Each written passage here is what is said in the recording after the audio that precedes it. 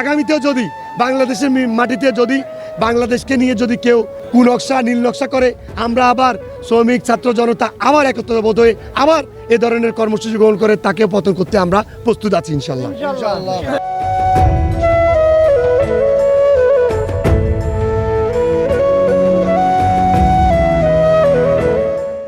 মহান মুক্তিযুদ্ধে আত্মদানকারী বীর শহীদদের প্রতি গভীর শ্রদ্ধা ও কৃতজ্ঞতা জানিয়ে মহান বিজয় দিবস উপলক্ষে বন্দর থানা শ্রমিক দল নেতা আনোয়ার আজিম রাসেলের উদ্যোগে শ্রদ্ধা নিবেদন ও বিজয় মিছিল অনুষ্ঠিত হয়েছে।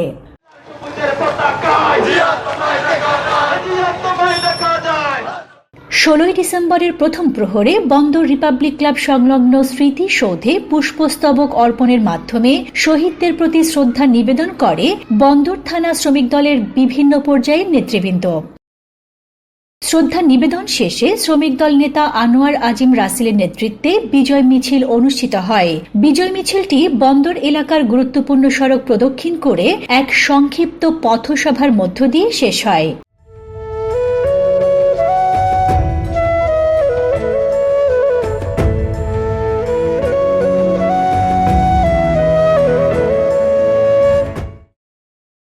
জীবনমান রক্ষার জন্য আমাদের ছাত্র সমাজের যে আন্দোলন, সে আন্দোলনটি একসময় গণ আন্দোলনের রূপ নেয় এবং সেখান থেকে একটা সরকার পতন হয়।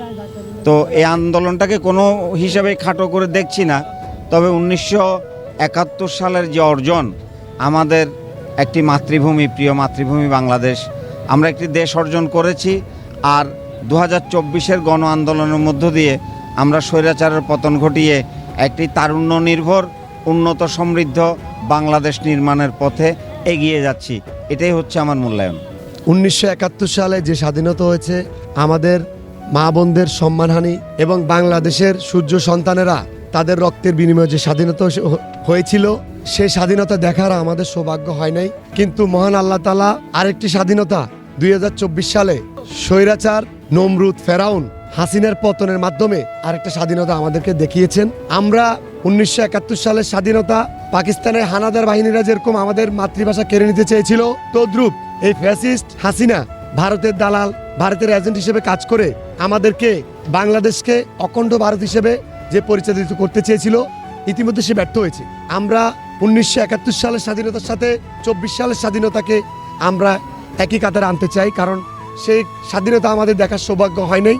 যদি দেখার সৌভাগ্য হতো, একই রকমের আনন্দ আমাদের হতো। এবং 1971 সালের সেই মহান মুক্তিযুদ্ধে আমরা অংশগ্রহণ করতে পারি নাই, কিন্তু 24 সালের এই যুদ্ধে হাসিনা বিরোধী আন্দোলনে এই শ্রমিক ছাত্র জনতার যে এক দফা দাবি ছিল স্বৈরাচার হাসিনার পতন, সে আন্দোলনে প্রধান সারিতে থেকে আমরা আন্দোলন করে হাসিনার পতন ঘটানোর সৌভাগ্য আমাদের হয়েছে।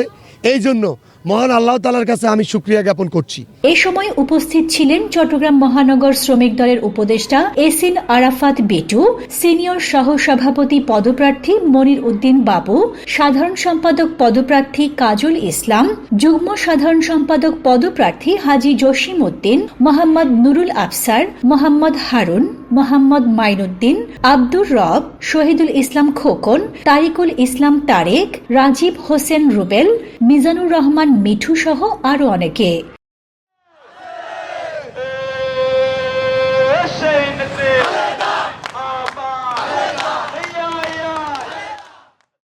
Desk news, news day 24।